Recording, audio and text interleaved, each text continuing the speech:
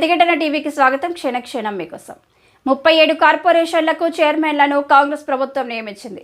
Ticket ఆశిస్తున్న పలువురికి అసంతృప్తి కలగకుండా నామినేటెడ్ పదవులు కట్టబెట్టింది. ఖాళీగా ఉన్న ప్రభుత్వ కార్పొరేషన్లతో పాటు కొత్తగా ఏర్పాటైన వాటిలో కూడా భర్తీ చేసింది. పార్టీలో చురుగ్గా పనిచేసిన వారిని ముఖ్యమంత్రి రేవంత్ రెడ్డి గుర్తించి వారికి ఈ పదవులను కట్టబెట్టారు. సూర్యాపేట నుంచి అసెంబ్లీ ఎన్నికల్లో పోటీ చేయాలని భావించి చివరి నిమిషంలో అవకాశాన్ని కోల్పోయిన పటేల్ రమేష్ రెడ్డికి నామినేటెడ్ పోస్టు వరించింది.